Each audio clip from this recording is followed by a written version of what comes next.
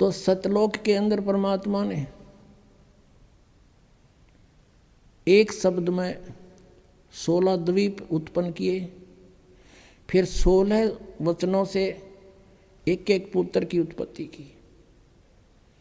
उसके बाद परमात्मा ने उन 16 पुत्रों में से जिसका नाम अचिंत था उससे कहा कि अचिंत अब तू सृष्टि रच। उसको आदेश दिया ये दिखाने के लिए कि बालकों का काम नहीं सृष्टि रचना, समर्थ बिन कोई काम सफल नहीं होता। अचिंत ने क्या किया, अपनी वचन शक्ति से एक पुरुष उत्पन्न किया जिसको अक्षर पुरुष बोलते हैं। गीता जी अध्याय नंबर 15 के श्लोक 16 में 2 पुरुष कहे, सरपुरुष और अक्षर पुरुष। अब सरपुरुष और अक्षर पुरुष की उत्पत्ति बताई जा रही है कैसे हुई। अक्षर पुरुष की उत्पत्ति अचिंत ने अपने वचन से की, परमेश्वर के आदेश से। परमात्मा ने उसको इतनी शब्द शक्ति दे दी थी।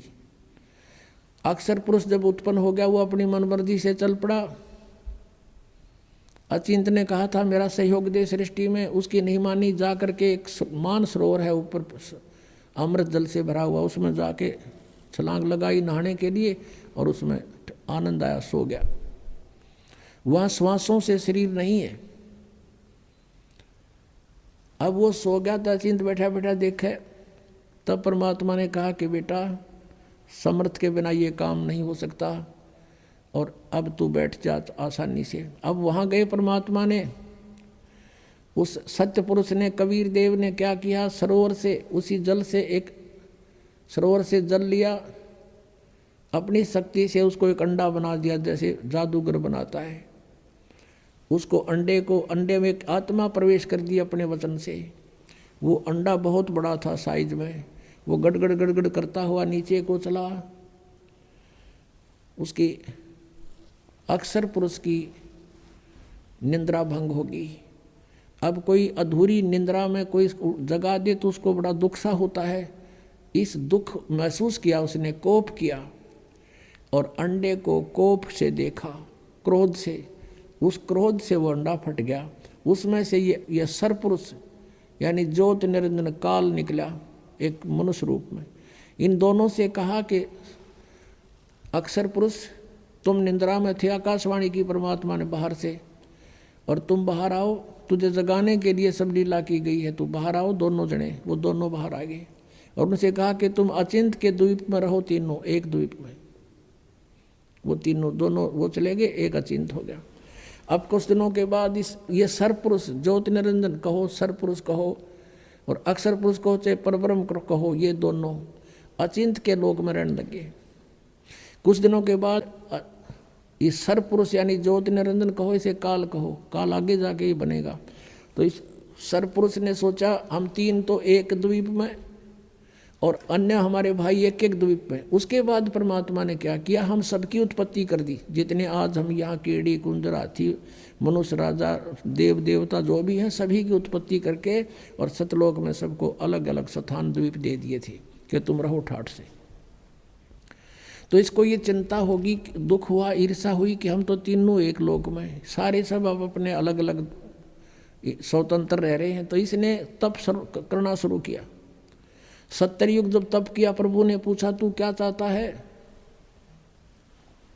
परमेश्वर ने पूछा तू क्या चाहता है। इसने कहा कि हे पिता, हे परम पिता, मेरे लिए स्थान कम है, मुझे अलग से कोई स्थान दे दो। तो परमेश्वर ने इसको 21 ब्रह्मांड दे दिए। जैसे कोई धनी पिता अपने पुत्र को 21 प्लाट दे दे, अगले 21 प्लाट।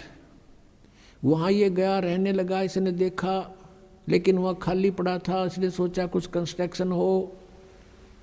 इसने 70 युग तब फिर किया। हम कैसे फंसे यहाँ पर, इस काल के साथ कैसे आ गए यहाँ इतने गंदे लोक में। हमने वहाँ पर गलती की थी। हमारे पिता ने हमारे को सब सुविधाएं दे रखी थी, कोई असुविधा नहीं थी किसी प्रकार की भी। हम अजर अमर थे, हम सदा युवा रहते थे। हमारे परिवार थे वहाँ पर, पूरे ग्रुप के ग्रुप, परिवार के परिवार थे। सतलोक में सृष्टि है ऐसी ही है, लेकिन वहाँ के हंस आत्मा है, वहाँ मृत्यु नहीं होती, बुढ़ापा नहीं होता, सदाबहार वृक्ष रहते हैं, कोई राग द्वेष नहीं, कोई बाही बंटवारा नहीं। और ये राधा स्वामी वाले जितने भी है सब कहते हैं सतलोक में तो प्रकाश ही प्रकाश है, वहाँ आत्मा परमात्मा में ऐसे मिल जाती है जैसे बूंद समुद्र में। अरे कोई डूब का मरना है वहाँ पर, घूम ढूंढ रहे हैं भगवान को, परमात्मा को तलाश करें, उसके दर्शन करेंगे, बैठेंगे, बतलावाएंगे, अपना दुख रोवाएंगे, हैं देख देख कर खुश होवाएंगे। इनको भगवान निराकार है, प्रकाश ही प्रकाश है, और आत्मा उसमें ऐसे मिल जाती है जैसे बूंद समुद्र में। ये तो एक डूब का मरने वाली बात होगी, है किसी में मत चलो, कहेंगे चलो समुद्र में डूब मरो भगवान मिलेगा, लो अभी ना जाओ। तो ये मूर्ख बना रखे हमने, उन्हें पता है ना सतलोक का बेरा, इन जाने वालों ने पता है उड़ा जाना उड़ा कुछ है को नहीं है। तो बात बात वो बनाओ सुन लेते हैं श्रद्धालु। तो वहाँ पर सृष्टि है, एज इट इज है, भगवान मनुष्य दृश्य है, उसके एक रोमकूप में करोड़ सूर्य मिला दे, करोड़ चंद्रमा, इतनी रोशनी उस मालिक के वहाँ के रूप में। वहाँ से वो हल्के तेज पुंज का रूप बना कर सरल करके यहाँ आता है। वेद भी बता रहे हैं, और ये 600 साल पहले परमात्मा ने अपनी महिमा आप बता रखी है कबीर वाणी में। तो वहाँ से वो परमात्मा ने आके खुद बता। तो हम अपने भगवान को छोड़ के, जिसने हमारे को सारा सुख दे रखा था, हम इस पर आसक्त हो गए। यूँ खड़ा होगा तब कर रहा था, और यूँ देखो देखो हो इतने वर्ष खड़ा रहा, हो बड़ा कमाल कर दिया। अब हमारे ये बीमारी वहाँ से लगी थी बुराई। जैसे अब है एक हीरो या हीरोइन, अभिनेता अभिनेत्री, अपने पेट के लिए नाचा कूदी उछलम कूदम मेकअप करते, और हम उन पर आसक्त होते हैं। यहाँ एक बरुवाला में या हिसार में कोई एक्टर आ जा, नेता अभिनेता आ जाए, और देखो नौजवान लड़के और लड़कियों की उड़ा लाइन लग जाएगी, हजारों की संख्या में इकट्ठे हो जाएंगे, और दूर तो देखेंगे वो खड़ा वो खड़ी, सारे दिन धक्के खा के नो के नो आ जाएंगे। बताओ वो खड़े तर वो खड़ी, तो उन्हें क्या मिल गया? वो अपने पेट के लिए भटक रहे हैं, और हम उनको देख कर आसक्त हो रहे हैं, और कहते हैं मेरा फेवरेट वो है ये हीरो, फेवरेट। इन फेवरेट न मार दिया हम, यूँ हमारा फेवरेट हीरो हो गया वहाँ पर सतलोक में। और परमात्मा ने आकाशवाणी की कि बच्चों तुम इसने ना देखो, मस्त रहो, भक्ति करो, चैन से रहो, इसका कर्म ठीक नहीं है। ये परमात्मा ने इसको भी मना किया था, पर इसने ये माना नहीं। और हमें भी मना किया था कि इसकी तरफ ना ध्यान दो, तुम मस्त रहो, लेकिन हम ऊपर से तो सावधान हो गए, पर अंदर से कसक नहीं गई, इसके प्रति कति फिट हो गया, आकर्षित हो गए, अंदर से कसक बन गई जबरदस्त। वो तो अंतर्यामी सारी जानते हैं। जब इसने दूसरी बार तप किया तब पूछा भी क्या मांगता है तू? 70 युग तप किया। तब इसने कहा प्रभु मुझे कुछ कंस्ट्रक्शन सामग्री दे दो ताकि मैं कुछ रचना रचूं। परमात्मा ने 5 तत्व और 3 गुण दे दिए कि ले बेटा खेल खिलौनों से। इसने सोचा भी ये भी बना लूँगा, लेकिन जीव नहीं है तो मैं करूँगा क्या, मुझे आत्मा भी चाहिए कि लेगा दिल नहीं लगे। तब इसने 64 युग तब फिर किया। तब प्रभु ने पूछा क्या मांगता है, बोल। तूने जो मांगा मैंने सब दे दिया। तब इसने कहा कि मुझे कुछ जीव दे दो, आत्मा दे दो प्रभु। अब परमेश्वर ने कहा कि भाई ये आत्मा नहीं दे सकता तुझे किसी भी सूरत में। हाँ तुझे और प्लाट चाहिए और दे दूंगा, ब्रह्मांड 5, 7, 10 चाहिए, ये नहीं दे सकता क्योंकि ये मेरी आत्मा है, मेरे वचन से उत्पन्न हुई है, मेरी हृदय है, ये मेरी आत्मा है, ये नहीं दे सकता तुझे। लेकिन एक शर्त है, यदि कोई स्वयं तेरी स्वेच्छा से जाना चाहता है तो जा सकता है, जा पूछ ले। तो हमारे पास आया, जितने हम यहाँ फंसे हुए हैं, हमसे पूछा क्या मेरे साथ तुम चलोगे? अलग से मैंने तप करके अलग से राज्य प्राप्त किया है, वहाँ ऐसे रहेंगे, ऐसे देव बनाऊंगा, महादेव बनाऊंगा, हैं दूधों की नदी बहाऊंगा। अब वहाँ कोई कमी थी हमने, लेकिन बुद्धि भ्रष्ट होगी। हम बोले ठीक है, पिताजी आज्ञा दे देंगे तो हम चल पड़ेंगे।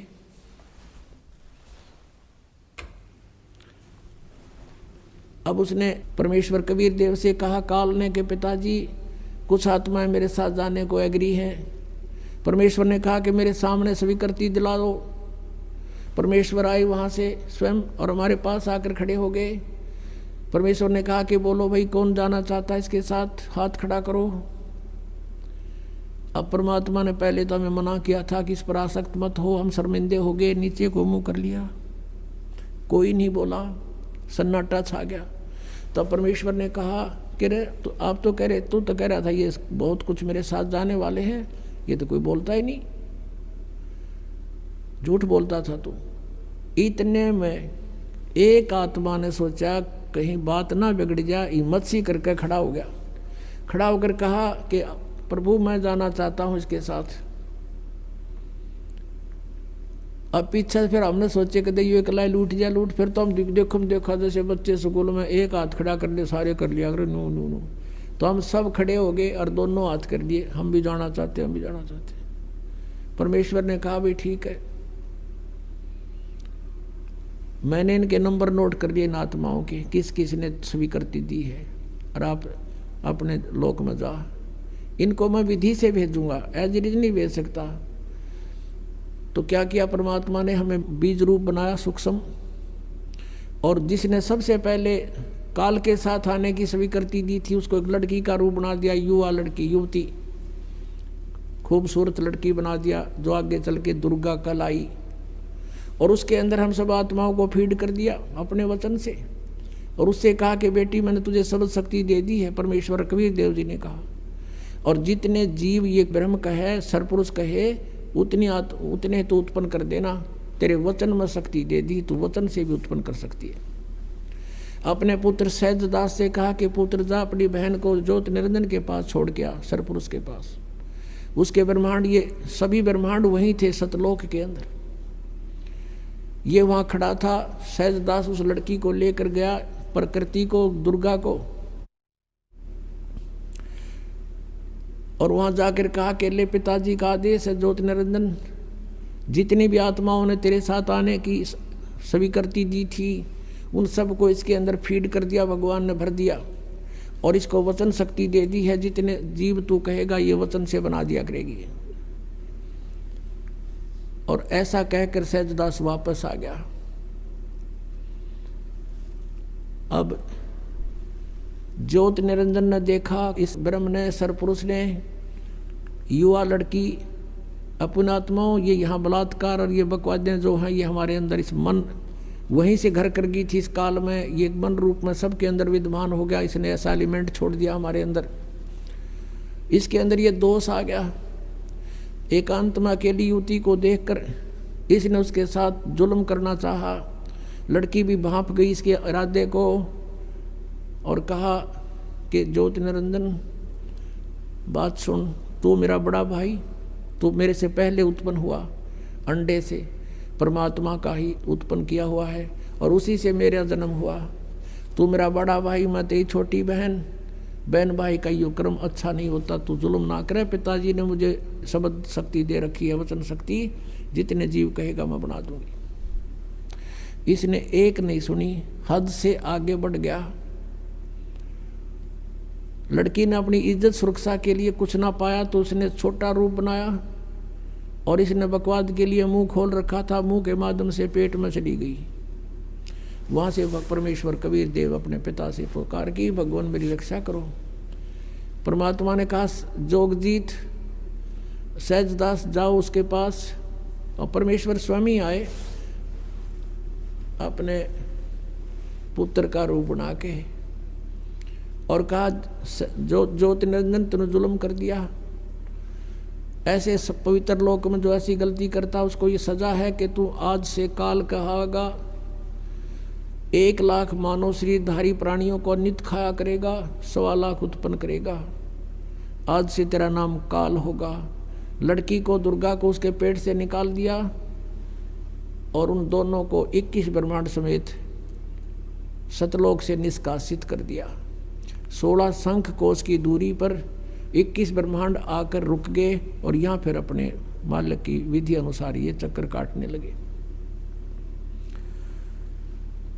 अब काल ने फिर सोचा कि अब मेरा कौन के बिगाड़ेगा, जो इन्होंने सजा देनी थी मुझे दे दी। दुर्गा के साथ फिर दुर्व्यवहार शुरू किया।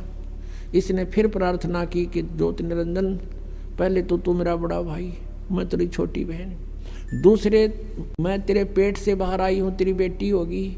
यानी इसने अपनी इज्जत बचाने के लिए सब कुछ कह दिया, पर इसका कोई असर नहीं हुआ। परमात्मा ने देखना था कि ये कितना बकवाद कर सकता है, और लड़की को प्रजनन इंद्री भी अपनी तरफ से नहीं लगाई थी।